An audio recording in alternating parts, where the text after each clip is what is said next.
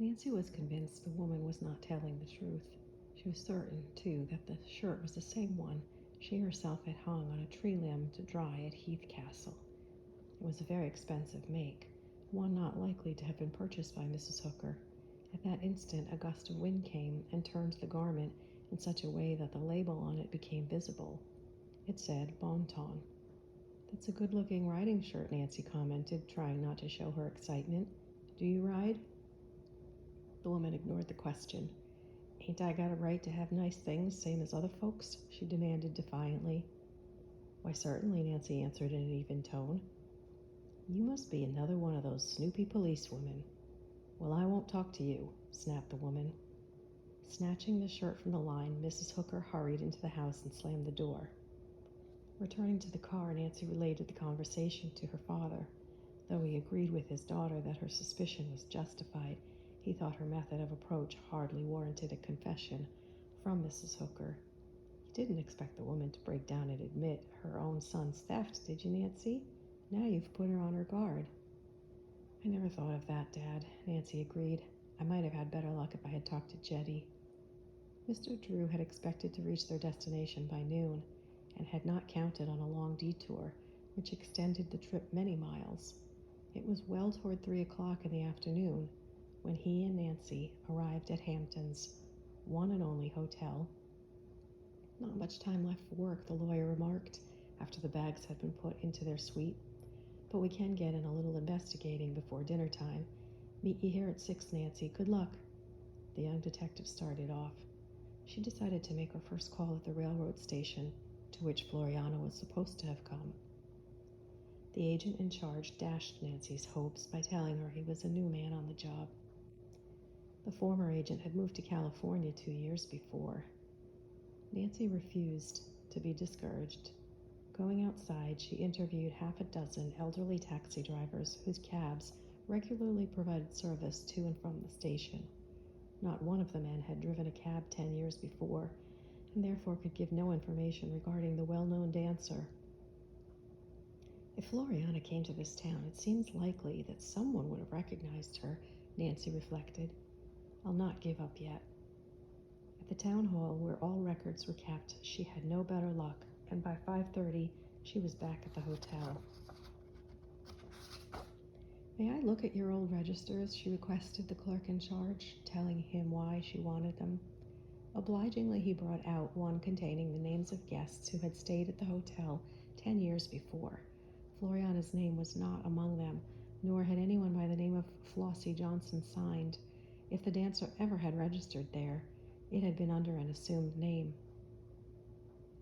"Have you tried the tourist homes?" the clerk suggested, attempting to be helpful. "We have a dozen of them here. Several were in business 10 years ago." "Thank you, that's a good suggestion," Nancy smiled. The following morning she went to the office of the Board of Health, where she obtained a list of all guest houses in operation at the time of Floriana's disappearance. With renewed hope, she set out to interview the owners of the establishments still operating.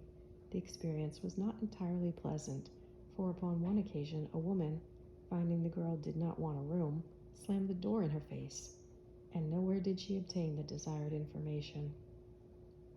"It's just no use," Nancy thought, ringing the doorbell of the last house on her list. "I'm at the end of my rope." There was a delay before anyone came to open the door of the little cottage. Finally, a kindly, gray-haired woman appeared. "If you're looking for a room, I'm afraid I'll have to disappoint you," she said before the girl could speak. "A young lady rented my only vacant one not 10 minutes ago." "I'm not looking for a room," Nancy explained with a smile. "I came to ask about someone who may have stayed with you some years back." "I'll be happy to help you if I can." Nancy told her listener that she was trying to locate a woman who had come to the town several years ago. "You say the young woman's name was Floriana Johnson?" inquired the woman. "That was her stage name. She was also known as Flossie Johnson." Nancy waited, fully expecting her hopes to be dashed again. Instead, the owner of the tourist house smiled and pushed open the screen door. "Come in," she said cordially. "I think I can help you." Chapter 14. Encouraging Information. "I am Mrs. Delbert," the owner of the tourist home told Nancy. She led the girl into a parlor stuffed with old-fashioned plush furniture. "You are—" Nancy drew. I'm a stranger here in Hampton. Hardly a stranger by name, corrected the old lady. Frequently I've seen stories in the newspapers about your fine detective work. I never thought I'd have the pleasure of actually meeting you. Nancy flushed at the compliment. Sensing the girl's embarrassment, Mrs. Delbert said quickly, You're in a hurry, I know, so I'll tell you what I can about Floriana. She came here 10 years ago this month and rented my front room for one night. She told you her name? Not at first. She just said Miss Johnson. The first night she was here, she was taken ill. I nursed her for 3 days. Was the illness serious? Nancy asked quickly. No, she seemed more exhausted than anything. The young woman was run down and thin as a rail. I took care of her, and at the end of 3 days, she was strong enough to leave. Nancy asked the old lady to describe Miss Johnson. I can show you her picture, Mrs. Delbert volunteered. From a table drawer, she produced a photograph, which she placed in the girl's hand.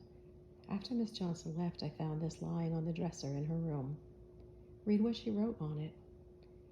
In appreciation to Mrs. Delbert from Floriana. This is Floriana's picture and handwriting, Nancy said, identifying it instantly from a similar one in Mrs. Fenimore's possession. Do you know where the young woman went after she left here? Miss Johnson said she might stay a few weeks on a farm near Plainville. She didn't give you the address? No. After a pause, she added, I've always been sorry I never went later on to see her dance, but I rarely get away from here. So far as anyone knows, Floriana gave up her dancing, Nancy explained. She disappeared 10 years ago. Mrs. Delbert's eyes opened wide. How dreadful! And you're trying to find her? Oh, I hope you do. She was such a lovely person. Is Plainville far from here? Nancy inquired. I'll try that place next. About 30 miles. There's no train service from here to Plainville. And that was a funny thing, too. When Floriana left here, she directed the taxi driver to take her to the railroad station, but she couldn't have gone to Plainville by train, for there's none. Maybe she didn't realize that at the time, Nancy suggested, and later went by some other route. Thanking the old lady for her assistance, Nancy hastened to the Hampton Hotel. At luncheon, she repeated to her father what she had learned. You've done well, Nancy, he praised her. You've picked up a far better clue than I expected you would. Then, as my reward, would you take me to Plainville? I expected that request, Mr. Drew chuckled.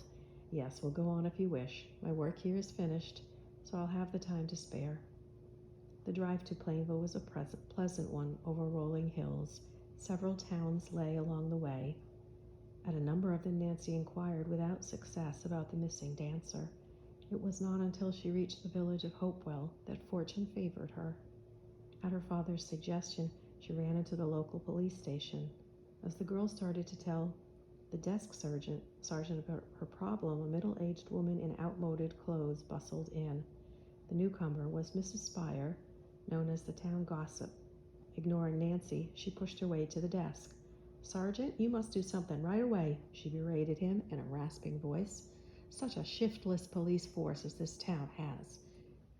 What's wrong this time, Mrs. Spire? The man asked wearily. 3 of my best laying hens have been stolen. That's what's wrong. I want the thief caught and punished. Are you sure the hens weren't taken by a weasel? A weasel? Mrs. Spire tossed her head angrily. The very idea. Farmer Hopper at the edge of town lost a dozen chickens that way, the sergeant disclosed. My advice to you is to go home and set a trap. Nancy, who had at first been annoyed by the interruption, was now secretly amused.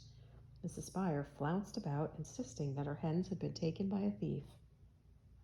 When her complaint had no effect upon the sergeant, she threatened to report him to the chief of police. Go right ahead, the officer encouraged her. It's your privilege. Decidedly nettled, Mrs. Spire subsided into injured silence. She started to leave the police station, but changed her mind. Having observed Nancy at the desk, she was curious to learn what the stranger's business might be in town. Paying no attention to Mrs. Spire, the girl told the sergeant why she had stopped at Hopewell. I wish I could help you, he replied regretfully. I'll make a full report of the matter, and if we discover anything, I'll notify you. Is there no one on the force who might remember if Floriana Johnson ever came here? Nancy asked. Afraid not, miss. Even our chief has held office only 8 years. Mrs. Spire edged closer. "Sergeant," she said, "I can probably help this young lady. Don't you remember that beautiful, well-dressed woman who came here about 10 years ago? The one that was hit by an automobile and taken to the hospital?" "Never heard of it," the sergeant retorted gruffly, but he did get down from the desk and go off to look up some records. "Funny thing," he said, coming back presently. "The young woman you mentioned is listed here all right, but it says no identification. I guess if she had a bag, her name wasn't in it." "No doubt she was unconscious when she was picked up," said Nancy, "but wouldn't the police have gotten her name later?" "Not if she didn't make any claim against the fellow that hit her. And she couldn't do that," said the sergeant, "because he was a hit-and-run driver." "Maybe the hospital will know the woman's name," suggested Nancy. "I know the nurse who took care of her," Mrs. Spire spoke up. "Her name was Emily Foster. She told me she suspected her patient didn't give her right name to the hospital authorities when she was leaving." Here was real information which warranted investigation, Nancy decided. She asked where she could find Emily Foster. "Oh, Emily went away years ago," was the discouraging reply. "I couldn't tell you where. She promised to write me, but she never did." "Perhaps I can find out at the hospital," said Nancy. Thanking Mrs. Spire and the sergeant for their help, the Drew girl left the police station. Accompanied by her father, she called at the local hospital.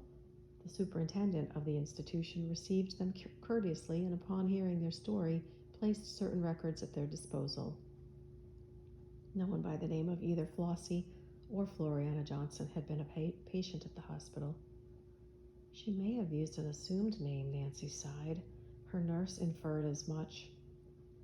"Floriana was trying to get away from her public for a while," Mr. Drew added thoughtfully. "You might talk to Joe," the superintendent suggested. "He's an old man who's been with us for 20 years, a friendly fellow, and his memory for patients is amazing." Joe was on the first floor of the hospital, scrubbing the corridor tiles. When Mr. Drew described Floriana to him, a wide grin spread over the old man's face. "Indeed, I do remember that gal. I felt powerful sorry when she went out in the wheelchair. She was crying her eyes out when I rolled her to the elevator." "The woman left in a wheelchair?" Mr. Drew inquired quickly. "Was she crippled?" "She was. All overheard Dr. Barnes tell her she would never walk again." "Is Dr. Barnes still with the hospital?" "No, boss. Doc went to a New York hospital where they made him the big head man." Joe's information threw an interesting new light on the mystery. Though Nancy and her father could not be certain that the crippled patient had been Floriana, they were inclined to think she had been. If such were the case, perhaps they had stumbled upon an explanation for her strange disappearance. Such an injury would have prevented Floriana from ever dancing again, Nancy said. That knowledge would have crushed her pride. Wouldn't it have been natural for her to take an assumed name and drop out of sight? "Floriana would have done exactly that, I feel sure," Mr. Drew agreed. "She never would have wanted to burden her sister or her aunt with caring for her." "And if she were a cripple, her foolish pride wouldn't have allowed her to marry Walter Heath," Nancy added. "Oh, Dad, I feel as if we're really getting somewhere in the case now." At the main desk, Nancy and her father tried without success to obtain a better identification of the crippled woman. "Emily Foster took care of her," Nancy volunteered. "She could tell us something, perhaps. Do you know her address?" "The one I have is old, and I understand she left the place some time ago. However, the people who live there ought to be able to tell you where she is." Nancy was grateful for the address. While her father registered at a hotel, she hopefully hurried to the designated house, which stood at the edge of town in a secluded spot. To her disappointment, she found the residence occupied by new tenants who had never heard of an Emily Foster.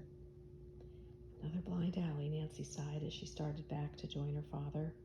"I never knew clues to be more elusive." As the girl walked along the street, she became aware of someone walking a little distance behind her. At first she thought nothing of it, but after she had covered 3 blocks, she concluded he must be following her. "I don't like this," Nancy thought, quickening her pace. When she had walked 6 blocks more and he was still behind her, the girl decided to obtain a good look at the fellow. She pretended to drop her purse. Turning quickly as if to pick it up, she gazed directly at the man. He wore a brown suit and had a sharp, angular face marked with a mole. Realizing that Nancy knew she was being followed, he wheeled and turned down a side street. He He was trailing me, the girl thought. I wonder why.